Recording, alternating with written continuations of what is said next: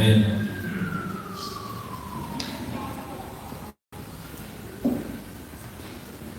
Voy a invitarnos a hacer una oración breve y lo cerramos.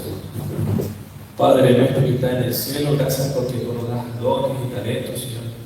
Y sabemos que si los colocamos en tus manos van a ser gran bendición para nuestra familia y también para las personas que te necesitan. Te pedimos, Señor, que estos niños y estas ofrendas puedan servir, Señor, para el avance de tu obra y que nos sigan acompañando en esta noche. Danos tu bendición, en nombre de Jesús lo pedimos. Amén.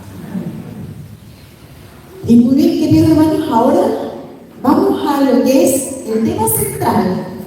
Vamos a llamar a nuestro querido hermano América, que está atrás, le damos la bienvenida, y lo dejamos con el siguiente tema, el tema de hoy, el quinto tema, destino final.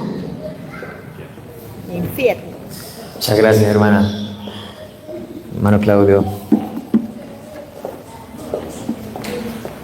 Buenas noches, mis hermanos, ¿cómo estamos? ¿Cómo nos sentimos hoy en la casa del Señor? ¿Alguno se siente bendecido? Amén. No hay un privilegio más grande para el ser humano que estar en la presencia de Dios. Vamos a orar. Eterno Dios, te pedimos, Señor, en esta hora la presencia de tu Santo Espíritu, que pueda venir sobre nosotros la presencia del Eterno, que estés como nuestro Maestro guía en esta hora y que perdone nuestros pecados. En el nombre de Jesús, danos permiso de abrir tu palabra. Amén. Amén. Y el tema de hoy tiene por título, Destino Final, Infierno. Ahora bien, ¿cuál creen ustedes que es el destino final de la humanidad?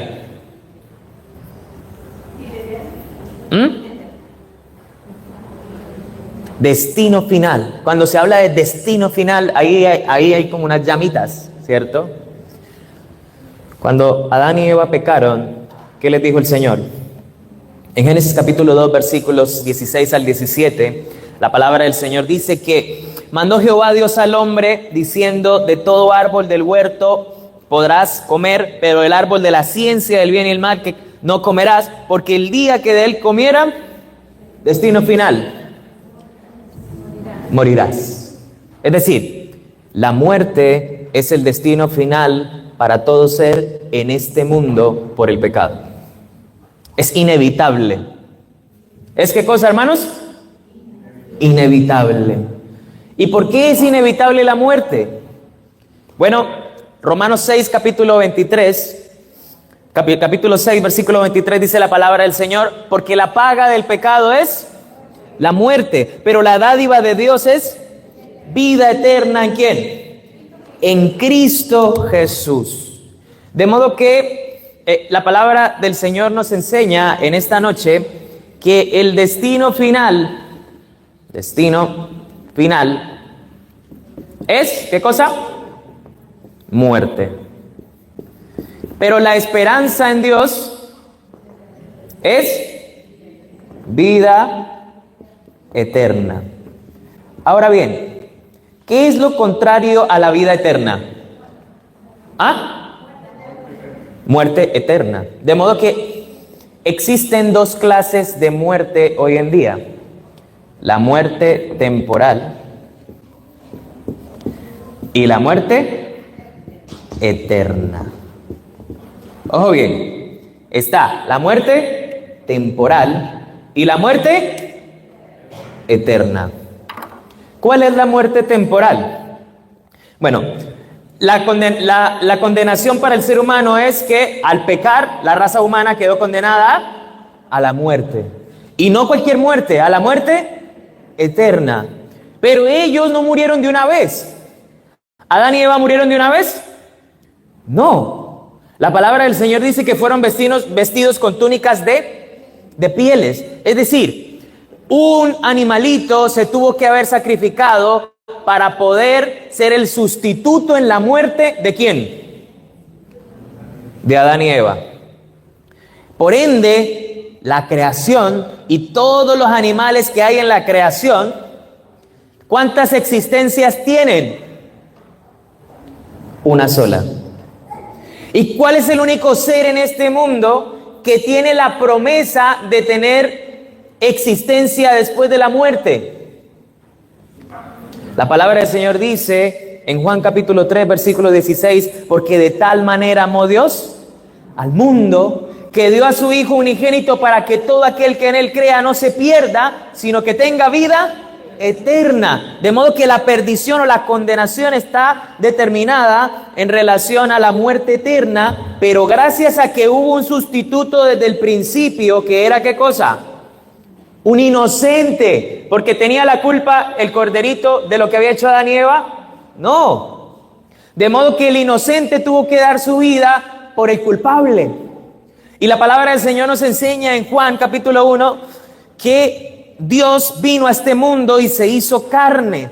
También nos enseña que cuando estaba bautizando Juan el Bautista en el Jordán y vio al Señor, ante todo el mundo dijo una frase que resuena desde hace mucho tiempo y que conocemos muy bien, y es que he ahí el Cordero de Dios que quita el pecado del mundo. Si la paga del pecado es la muerte, eso significa que el Cordero de Dios, que era Cristo, era el sacrificio del justo para sustituir ¿a quién? Al culpable. ¿Y el culpable quiénes eran? La palabra del Señor dice en Romanos 5 que todos pecamos y la muerte pasó a todos los hombres, a todos los seres humanos, porque todos pecamos. De modo que ¿quién fue el sustituto de la humanidad? Cristo Jesús. De modo que gracias a que el Señor fue nuestro sustituto, los seres humanos de Adán en adelante viven y experimentan una muerte temporal. Y esa muerte temporal en la Biblia se le conoce como el sueño o el sueño de la muerte. De modo que cada vez que se refiere a la Biblia al fallecimiento de los seres humanos, va a utilizar el término que están dormidos, ¿cierto? El sueño de la muerte. ¿Por qué? La palabra del Señor dice en Juan 11 que cuando Lázaro murió, el Señor dijo, esto es para la gloria de Dios. Y le preguntaron, Señor, ¿y Lázaro? Tranquilo, Lázaro duerme. ¿Qué dice Juan 11? Que Lázaro dormía. Pero todo el mundo estaba claro de que Lázaro había muerto. Y los discípulos estaban confundidos con esa terminología y le dicen al Señor, Señor, si duerme, pues podremos despertarle y tú lo sanarás. Y el Señor dijo, no, Lázaro ha muerto.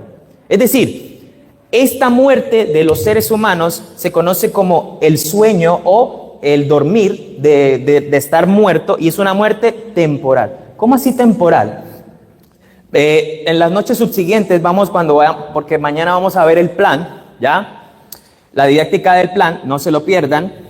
Pero parece ser que el destino definitivo con el pecado es la inexistencia. Es decir, con Dios todas las cosas llegan a existir. Sin Dios, las cosas dejan de existir. De modo que la paga del pecado es llevar a los seres creados a la inexistencia, ¿ya? O la muerte eterna. Por eso la contraparte de la vida eterna, que es lo que ofrece Dios, ¿ya? ¿Qué nos ofrece el Señor? ¿Qué nos ofrece el Señor Jesús? Vida eterna. ¿Alguno quiere aferrarse a la vida eterna? Amén. Ahora, para entender esto de la muerte, es importante entender cómo ocurre su contraparte. ¿Cuál es la contraparte de la muerte? La vida, ¿cierto? Si queremos entender la muerte, es necesario entender cómo ocurre la vida, porque es lo contrario, ¿cierto? Y vamos a hacer una ecuación.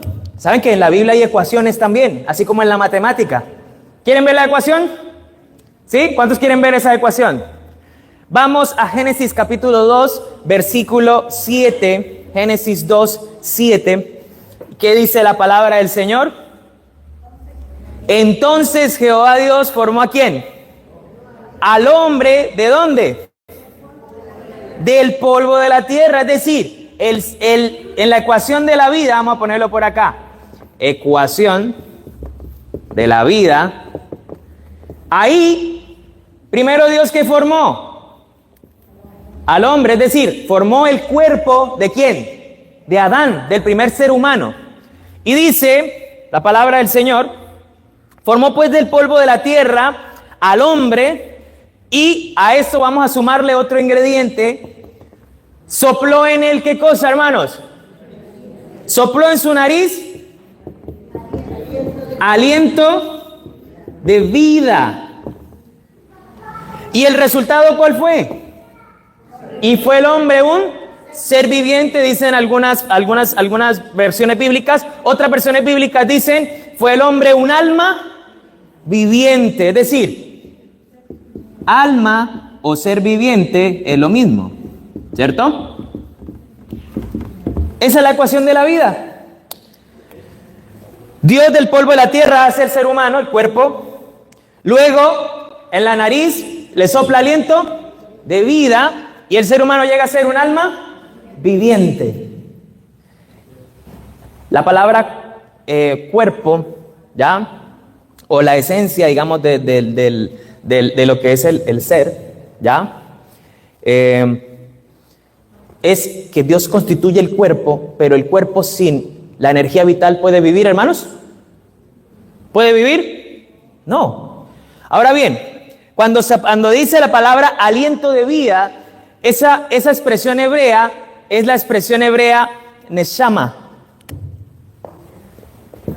Así, neshama.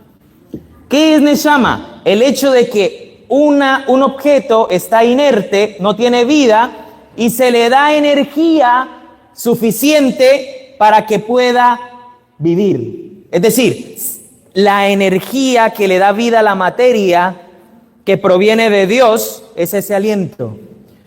Ahora bien, ¿ese aliento piensa? ¿Es el aliento de vida piensa? ¿Toma decisiones?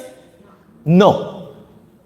Es solo la energía que le da vida a la materia. Yo les pregunto, de este celular o de cualquier otro equipo de máquina, lo que sea, ¿la electricidad tiene pensamiento? ¿La electricidad toma decisiones? No, pero le da energía al celular. Y en el celular sí tiene muchos mecanismos, ¿cierto? Está programado, tiene muchos programas para andar. Igual el ser humano, nuestra mente está programada para dar órdenes a nuestro cuerpo, para caminar, para hablar, para dormir, para hacer muchas cosas. De modo que así como la electricidad le da potencia para que las cosas inertes tengan una función, así el aliento de vida, que es la energía que proviene de Dios, que le da vida a la materia, es lo que nos da vida a nosotros, hermanos. Tremendo. Y saben, no hay explicación médica ni explicación científica para qué es lo que hace latir nuestro corazón. No existe explicación. ¿Por qué late el corazón? Sí, se saben los movimientos del corazón, se sabe sístole, diástole y todo lo demás. El hermano Claudio es especialista en esa área. Se sabe cómo funciona nuestro cuerpo, pero ¿qué es lo que hace que el corazón se mueva 24/7 solo? No hay explicación. Pero nosotros sabemos que lo que hace que nuestro corazón se mueva todos los días es el aliento de vida que Dios nos dio. Tremendo, ¿cierto? Neshama. Cuando algo está inerte y se le da vida. Neshama.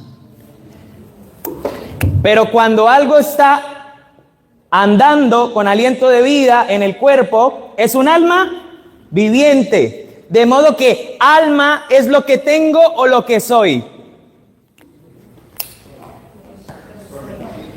¿Cuántos dicen que tenemos un alma?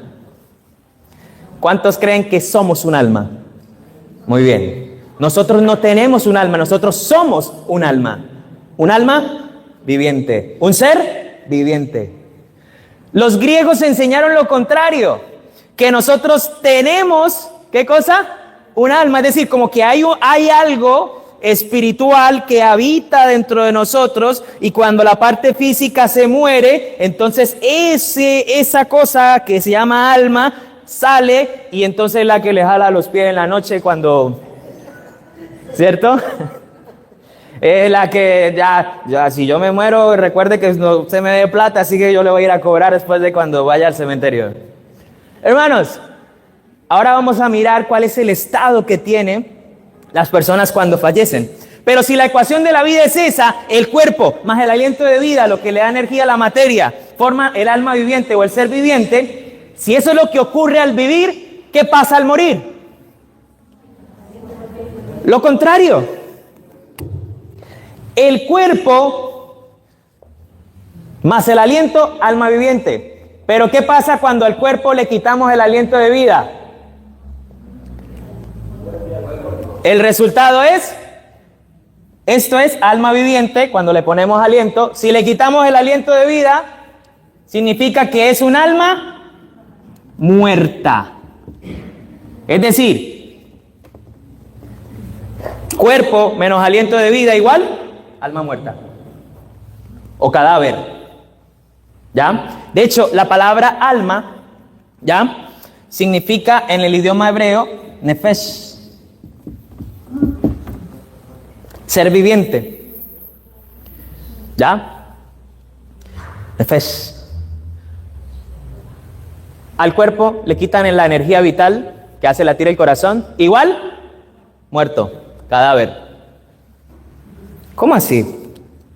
Esa es la ecuación de la muerte. ¿Cuál es la ecuación de la vida? Cuerpo más aliento de vida igual alma viviente. Ecuación de la muerte: al cuerpo le quitamos el aliento de vida, la fuerza vital que Dios le da a la materia para existir, y tenemos entonces un cadáver. Tremendo. Y lo más interesante aquí es que el hebreo usa dos palabras distintas. Cuando al cuerpo se le añade el aliento de vida es neshama, pero cuando al cuerpo se le quita el aliento de vida es ruach. Y la palabra ruach significa igual que neshama, aliento de vida. ¿De dónde formó Dios al hombre? Vamos al libro de Eclesiastés. Yo quiero invitarles a Eclesiastés, capítulo 12, versículo 7, dice la palabra del Señor. Eclesiastés 12:7, y el polvo vuelva ¿a dónde? A la tierra como era, y el espíritu vuelva a Dios que lo dio. ¿Cómo así? Cuando alguien se muere, el cuerpo se convierte en un cadáver y entonces empieza el proceso de descomposición, porque ¿cuál es el mandato divino? Que el hombre fue tomado del polvo y debe volver al polvo. Eso dice Génesis 3:19. Cuando se le dice a Adán cuáles son los resultados del pecado, le dice: con sudor y del rostro vas a comer de la tierra, porque ella fuiste tomado, pues polvo eres y al polvo volverás. De modo que cuando alguien muere debes componerse y volver ¿a dónde?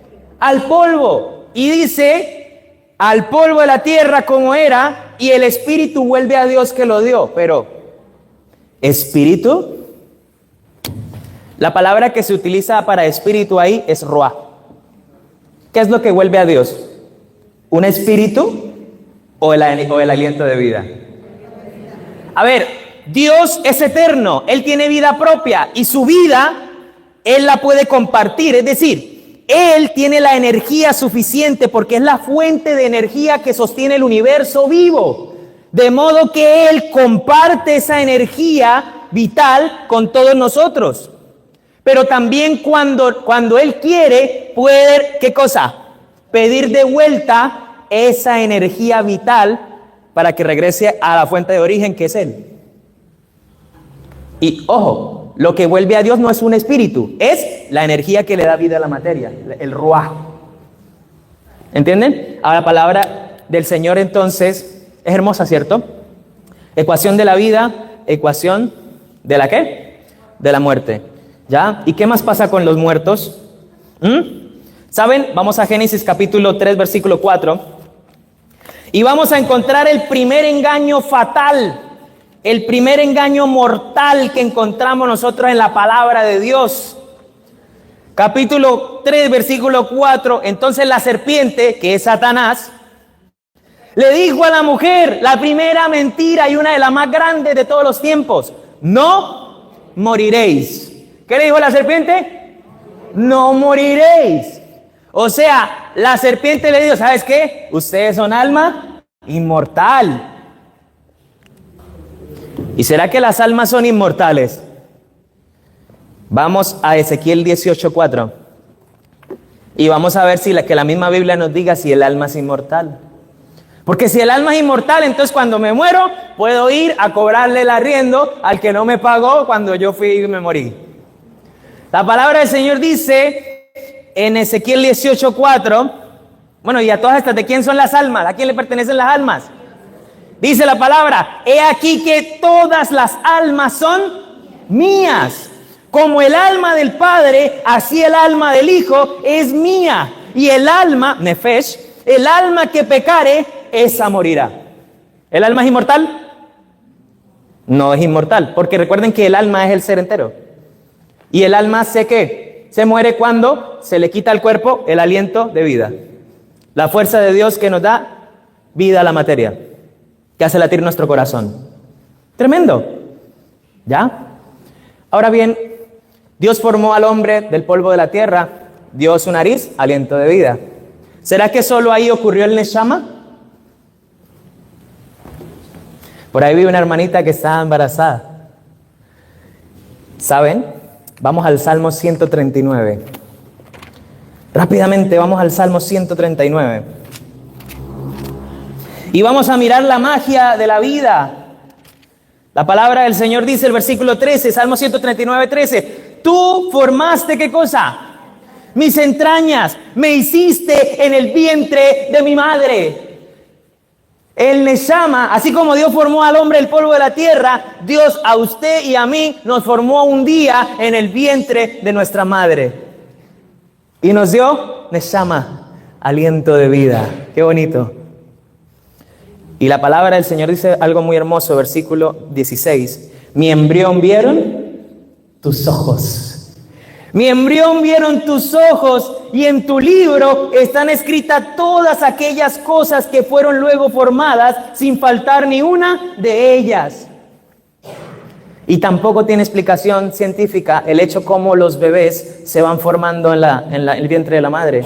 Se sabe que semana a semana se va formando cada parte, pero ¿qué lo forma? ¿Qué es lo que hace que cada parte aparezca? No se sabe, hermanos, pero nosotros sabemos que es Dios el que está formando cada parte. Qué bendición, ¿cierto? Y entonces la palabra del Señor nos enseña cómo fue la vida y cómo es que la vida desaparece. ¿Cómo? Cuando el cuerpo se le quita la energía vital. Ahora bien, la palabra del Señor nos enseña que el diablo dijo que no moriría. ¿Ya? ¿Y ustedes han escuchado las ánimas benditas y todo esto? ¿Han escuchado? ¿Cuántos han escuchado? ¿Cierto? ¡Ay, que está penando el alma! ¿Lo han escuchado? A ver, ¿qué es eso? Si el alma muere, entonces ¿qué pasa con la gente después de la muerte? ¿Quieren ver? Bueno, primero, la palabra del Señor dice en Eclesiastés capítulo 9, ¿qué pasa con la gente cuando se muere? Eclesiastés 9, 4 al 6 dice el Señor, aún hay esperanza para todo aquel que está entre ¿qué? Entre los vivos, porque mejor es mejor perro vivo que león muerto, porque los que viven saben que ¿qué? Saben que han de morir, pero los muertos nada saben. ¿Qué más? Ni tienen más paga, no va a venir a cobrarle la deuda. ¿Qué más? Porque su memoria está puesta en el olvido. Es que él se murió odiándome. Bueno, hasta ahí, hasta el que se le acabó el aliento de vida, hasta ahí te odió, amigo, porque ya, de ahí para adelante ya no te puedo odiar más. Y la palabra del Señor dice, versículo siguiente, también su amor y su odio, su envidia perecieron ya, nunca más tendrán parte en todo lo que se hace debajo del sol. Es decir, en el mundo de los vivos, los muertos no tienen parte. Así de sencillo. ¿Qué dice la palabra del Señor? Que los muertos no salen. Bueno, ¿y qué pasa cuando sí salen? ¿Será que los muertos salen? La palabra del Señor dice que no. Entonces, ¿quién es el que sale? ¿Cuántos quieren saber quién es el que sale? Ya saben ustedes en el fondo quién es el que sale. Vamos primero a Deuteronomio capítulo 18, versículos 9 al 14. Porque Dios primero advierte de algo terrible. Deuteronomio 18, 9 al 14 dice la palabra del Señor. Cuando entres a la tierra que Jehová tu Dios te da, no aprenderás a hacer según las abominaciones de aquellas naciones, Dicho sea de paso, una abominación es algo que no está bien ante los ojos de Dios, que Dios no aprueba, que Dios no lo tolera. Eso es una abominación.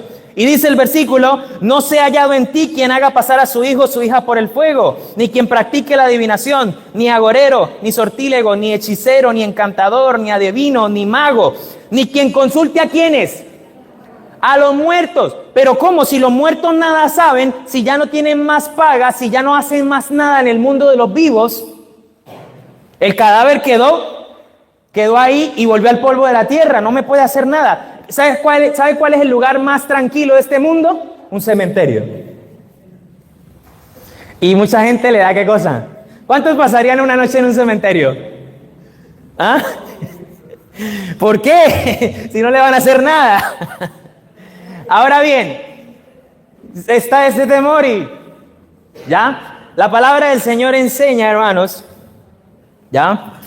Que Dios, versículo 14 del capítulo 18 de Deuteronomio, dice, porque estas naciones que vas a heredar a agoreros y adivinos oyen, mas a ti, ¿qué cosa? No te ha permitido esto tu Dios. Saben, en la palabra del Señor aparece un ejemplo de cuándo es que se aparece un muerto. Vamos a 1 Samuel capítulo 28. 1 Samuel capítulo 28, versículo 3. ¿Ya? Dice la palabra del Señor. Ya Samuel había, ¿qué cosa? Esta es la historia de un rey llamado Saúl que se había apartado de Dios, que era desobediente a Dios y que no se arrepentía nunca de sus pecados, nunca buscaba a Dios, y él se alejó tanto de Dios que blasfemó en la presencia de Dios, y ya Dios, por más que quiso, no pudo hacer nada por la vida de Saúl. Era un rey que tristemente se alejó de una forma horrible de Dios, y la única persona que le hablaba en vida era Samuel, pero Samuel también murió. Samuel había muerto y todo Israel lo había lamentado, y ya había sido sepultado en Ramá. ¿Y qué dice la palabra del Señor? Que los muertos nada saben. Versículo 9. Entonces él decidió ir a buscar una mujer adivina. ¿Qué leímos en Deuteronomio? Que eso no estaba bien ante los ojos de Dios. Y dice la palabra del Señor que esta mujer le respondió al rey: bien sabes lo que Saúl ha hecho, cómo ha estirpado de la tierra a los evocadores y adivinos. ¿Por qué pues me pones esta trampa para hacerme morir? Versículo 10. Entonces Saúl le juró ¿por quién? Imagínense, fue una bruja y le juró por Dios. ¿Estaba mal este rey? Estaba súper mal. Y dice el versículo 13: ¿por qué me has engañado? Pues tú eres Saúl. No temas, le dice él. ¿Qué has visto? Le respondió al rey: he visto dioses que suben de la tierra. Dioses que suben de la tierra. ¿Sabe cómo llama el apóstol Pablo en 1 Corintios a esos dioses? Demonios. Tremendo. ¿Ya? La palabra del Señor dice, entonces, en el versículo 14 dice: ¿cuál es su forma? Él le preguntó. Un hombre anciano viene cubierto de un manto, respondió a ella. Saúl comprendió que era Samuel. Yo le pregunto, ¿ese era Samuel? ¿Ese era Samuel? No, eran los demonios falsificando la identidad de Samuel. Y la palabra del Señor dice, versículo 15: Samuel dijo a Saúl: ¿por qué me has inquietado haciéndome venir? Saúl respondió: estoy muy angustiado. Él estaba peleando contra los filisteos, ¿ya? Y lo más terrible, hermanos, ¿ya?, es lo que dice el versículo 16. Samuel respondió: ¿para qué me preguntas a mí si Jehová se ha apartado de mí y es tu enemigo? Si Jehová era enemigo del rey, ¿quién era amigo del rey? El diablo. Cuando no eres amigo de Dios, eres amigo de Satanás. Así de sencillo. No hay punto medio, hermanos.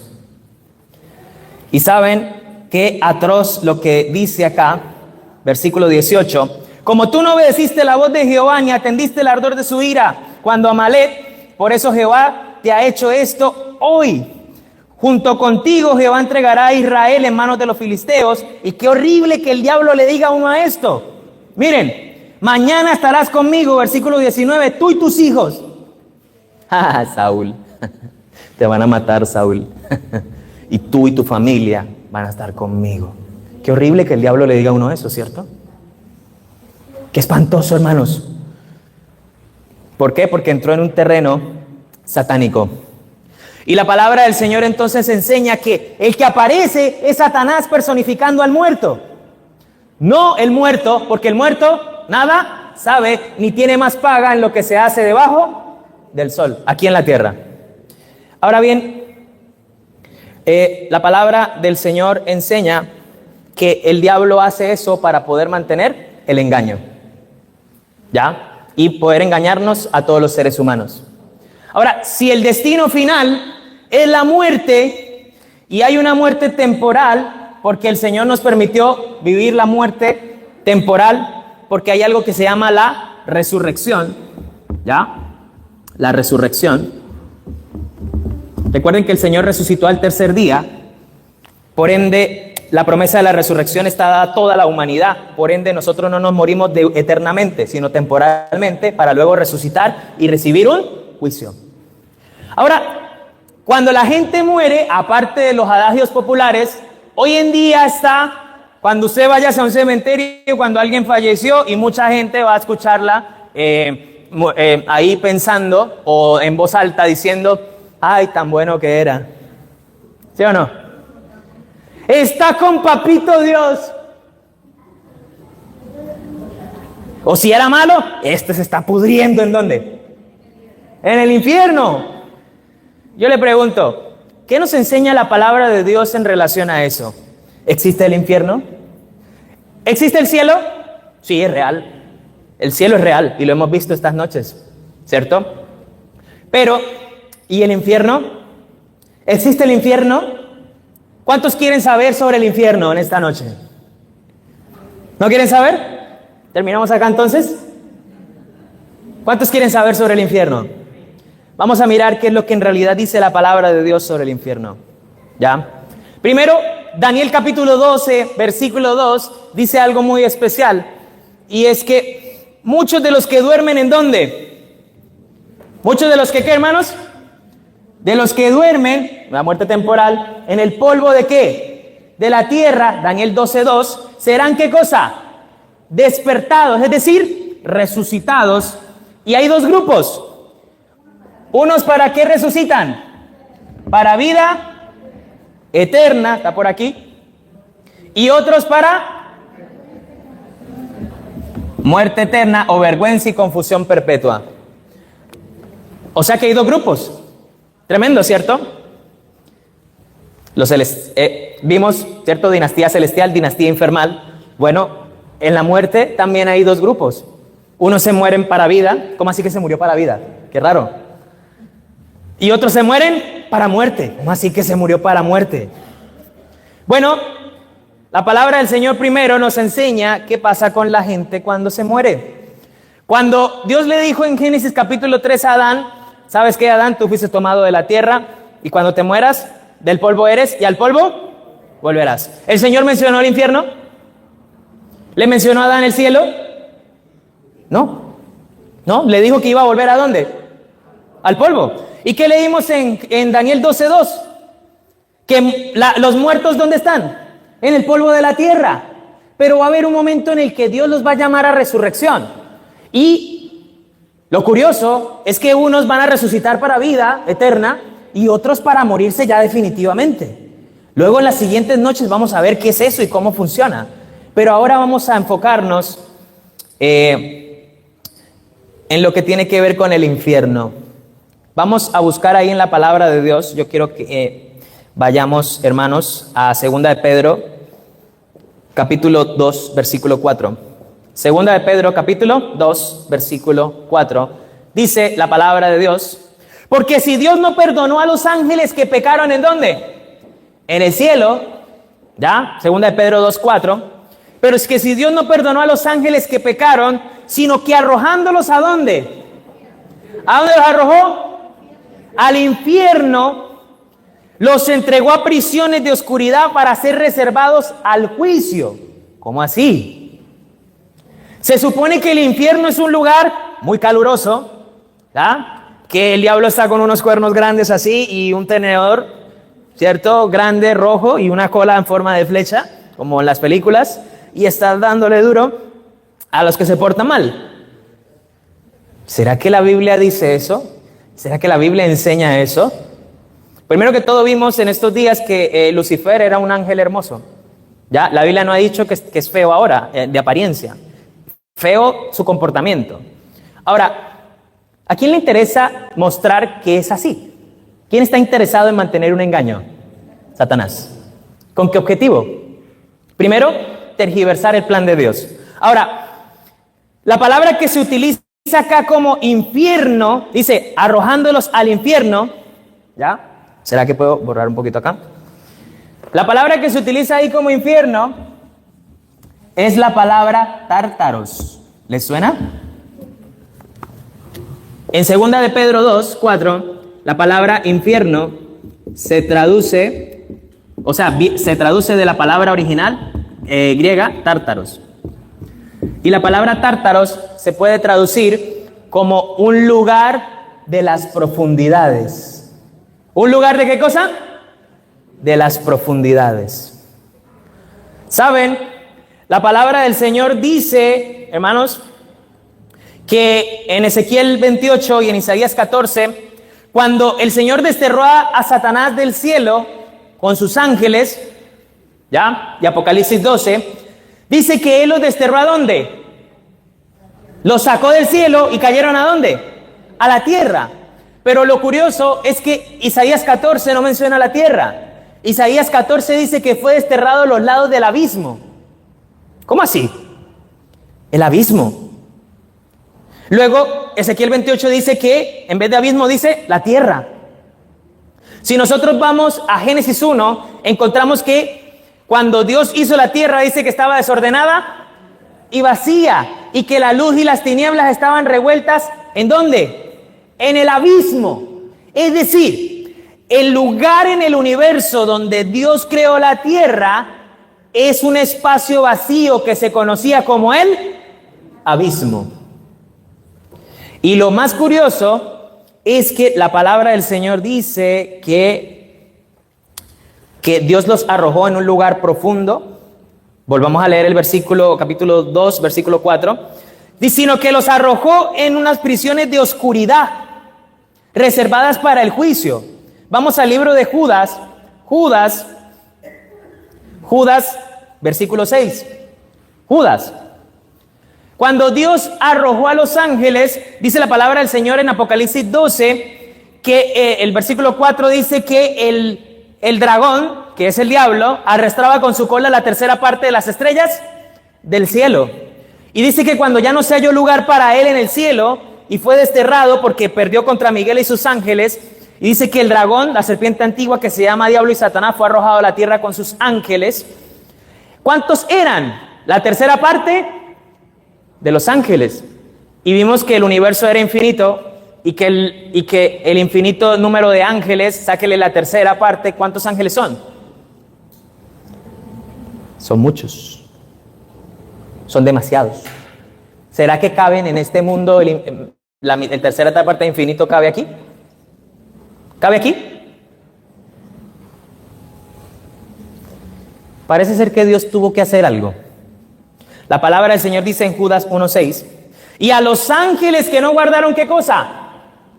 Su dignidad, sino que abandonaron su propia morada. ¿Se acuerdan Juan 14?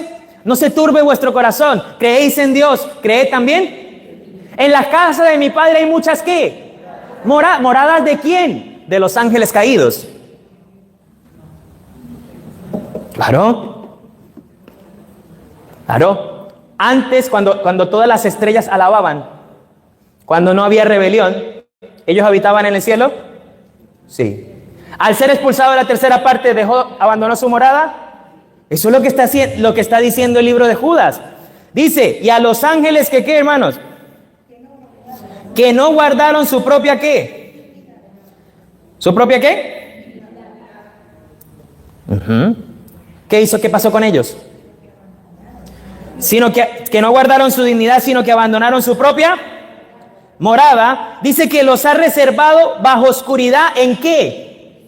En prisiones eternas para el juicio del gran día. Es decir, a ver, ustedes lo han leído, hermanos, ustedes lo han leído, yo sé que sí lo han leído. ¿Qué dice el segundo mandamiento? No te harás imagen ni ninguna semejanza de lo que hay arriba en el cielo ni abajo en la tierra. No te inclinarás a ella ni las honrarás. Dice, no te harás imagen ni ninguna semejanza de lo que hay arriba. ¿Quién está en el cielo? Dios, los ángeles leales, mundos no caídos. ¿Qué más?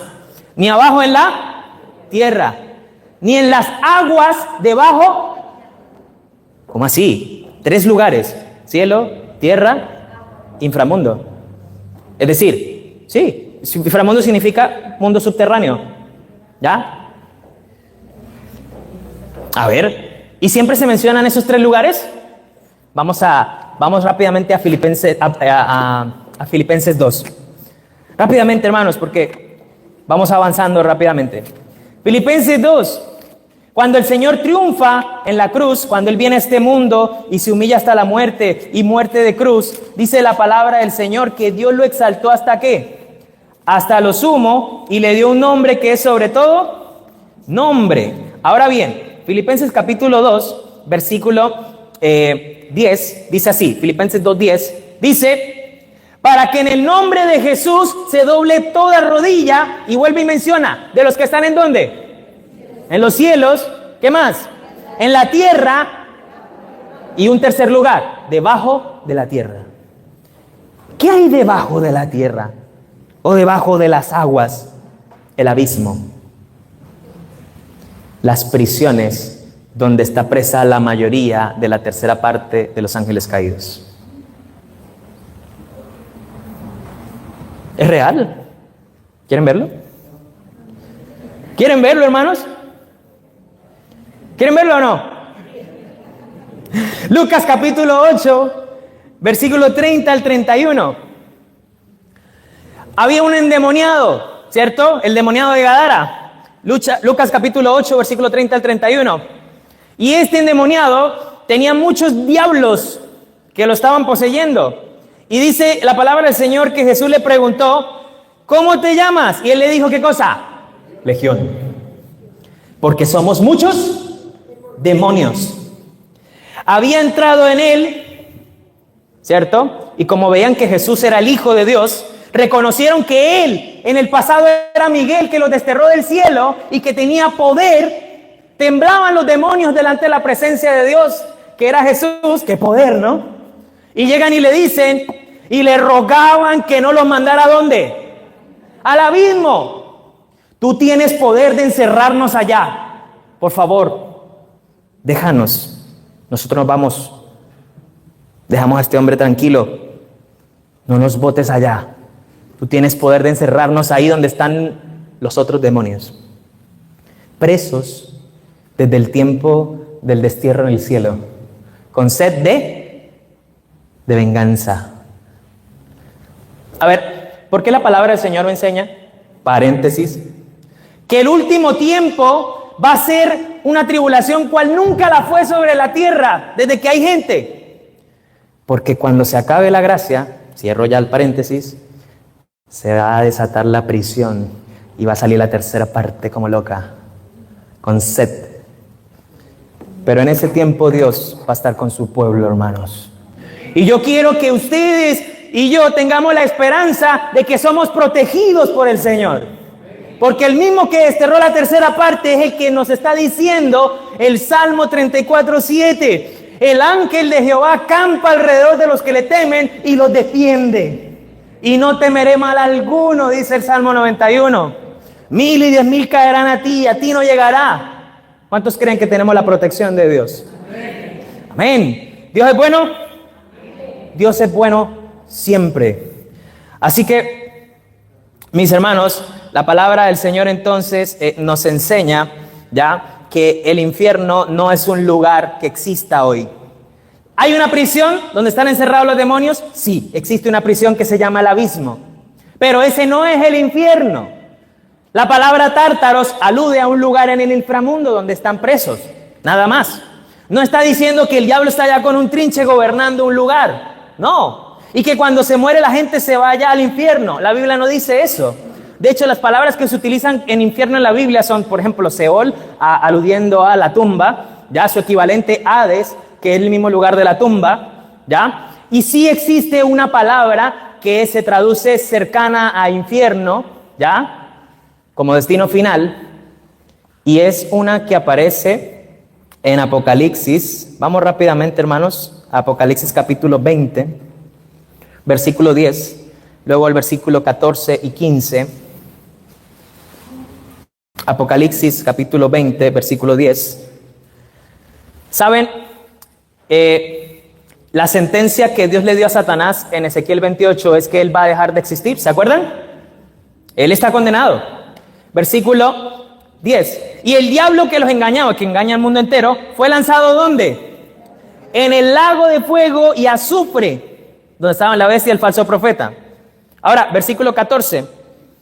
Y la muerte y el Hades fueron lanzados ¿en dónde? En el lago de fuego, que es la muerte. ¿Cómo así? ¿Se acuerdan que le hablaba de dos muertes? Muerte temporal, porque hay que resucitar para vida o muerte. Los que resucitan para muerte son lanzados aquí. La muerte segunda, el lago de fuego. Ese es el verdadero infierno. ¿Existe ahora? No. No existe ahora. Lo que hay allá es una prisión.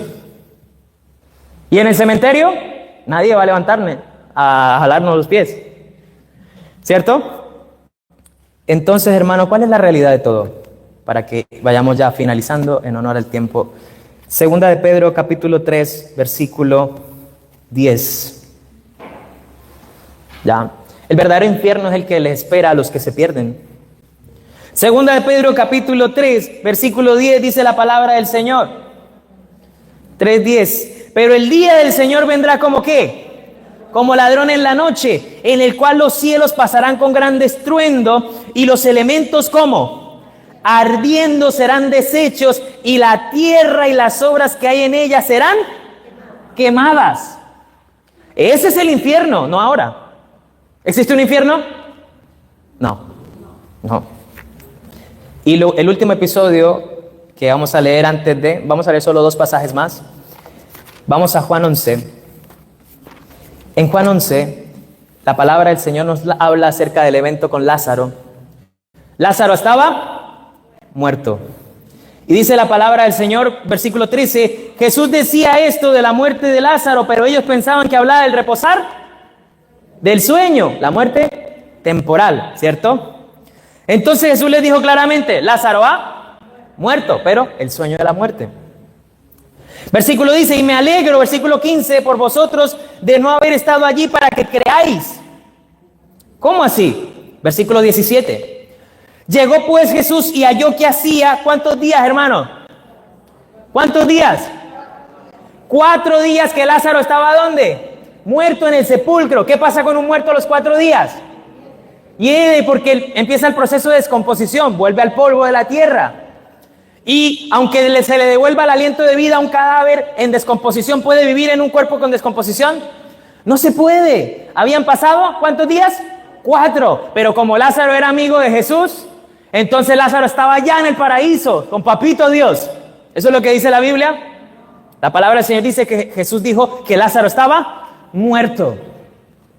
¿Y será que como era amigo de Jesús y se portó mal quizá, entonces el diablo estaba ya con el tenedor dándole en el infierno? ¿La Biblia dice eso? No.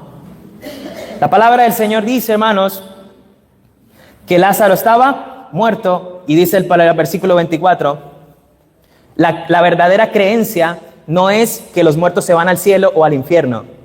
La verdadera creencia es la que dice el versículo 23 y 24. Jesús le dijo, tu hermano resucitará, porque el infierno no resuelve el problema del pecado, lo hace eterno. Porque si cada vez que la gente se muere se va al cielo o al infierno, ¿cuándo se acaba este mundo? Nunca. ¿A quién le interesa que se mantenga ese engaño? A Satanás. Y dice el versículo 24, la verdadera creencia que debería sostenerse bíblicamente. Marta le dijo, sí Señor, yo lo tengo claro, yo sé que resucitará en la resurrección del día final. ¿Cuál día final? ¿Donde van a levantarse los muertos para vida o para muerte? Y los que son para muerte estarán en la muerte eterna, el lago de fuego, donde estará lanzado ¿quién también? El diablo y los ángeles. Yo les pregunto, ¿alguien quiere ser lanzado en el lago de fuego? Ninguno, ¿cierto? Y la última cita de la noche la encontramos en 2 de Pedro capítulo 3, versículo 13 al 15. Y llevemos esto a casa, hermanos. La palabra del Señor dice, el verso a la letra, 2 Pedro 3, 13 al 15. Pero nosotros esperamos según sus promesas, cielos nuevos y tierra nueva, en los cuales mora la justicia.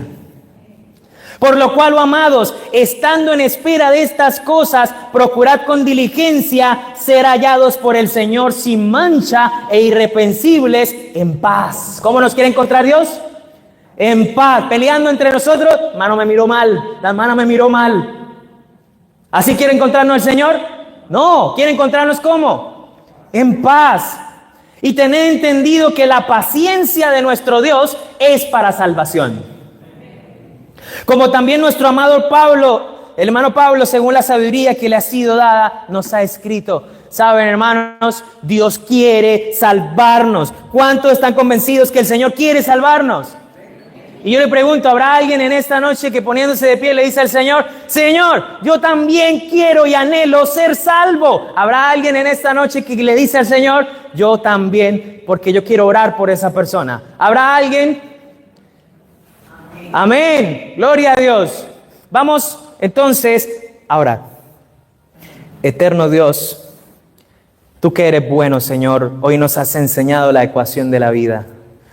Tú nos hiciste en el vientre de nuestra madre, así como algún día hiciste en escala mayor a Adán del polvo de la tierra. Señor, nos permitiste compartir contigo, que tú nos compartieras la energía tuya que le da vida a las cosas, tu aliento de vida. Hoy todavía tenemos aliento de vida en nuestro corazón. Todavía bombea sangre a las diferentes partes de nuestro cuerpo. Todavía nuestro cerebro funciona y llega oxígeno ahí. Podemos tomar decisiones todavía, Señor. Permite, Señor, que si alguien en esta noche todavía no ha decidido entregarle su alma a Cristo Jesús, permite que las dudas desaparezcan. Permite, Señor, que las puertas del infierno se alejen de nosotros, porque las puertas del cielo son las que están abiertas en Cristo Jesús. Padre, en esta noche rogamos, no solo por los que han de pasar, Señor, a las aguas bautismales en los días subsiguientes, sino también por aquellos, Señor, que están luchando en su corazón por esa decisión, y también por aquellos que alguna vez tomaron esa decisión y están lejos, y también por aquellos que también alguna vez nos bautizamos y estamos aquí presentes, pero quizá la fe no está igual que antes, para que tú reanimes el fuego del Espíritu. Sé con nosotros, eterno, llévanos con bien. Bendice a mis hermanos y a nuestros amigos que nos visitan y tráenos con bien mañana. En el nombre de Jesús. Amén. Amén, mis hermanos.